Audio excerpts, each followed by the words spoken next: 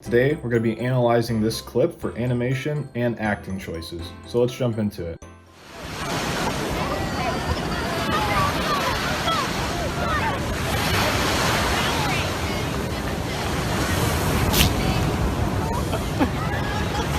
Okay, so first, I think it's always good to know what are we leading with. He leads with his head. I think it's really good to notice here the shape. It's a really nice contrast, and we have a straight versus a curve.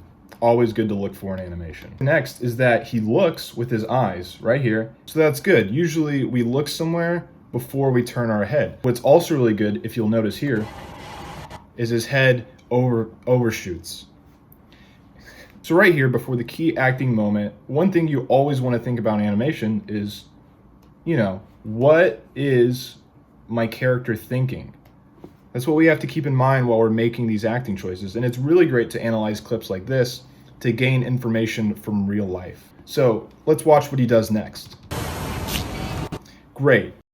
We're already in the squash position. And so what we go into next is a really nice stretch position. It breaks the silhouette, pushes out. And I think that with the timing of the sound really gives us a solid performance. If you look at his face leads the action. So first, we have a bit of a compression here in the face. And that, kind of leads us into this action that happens here in the back. We're not complicating it. We're kind of living in this pose. You want to think about what are your key poses. And so if I was to break those down, I think we'd have our starting pose here, and that's kind of 1.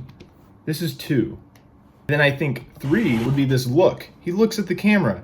And this is when we know, oh, he's thinking something. What's he got in mind? And for me, I think he's about to take an action, but he kind of wants to keep it a mystery. This is our 3rd pose. Our 4th pose is no doubt, this is, the storytelling moment. This is that drawing that you nail, the pose that you nail right at the beginning, and you know where you're going with it.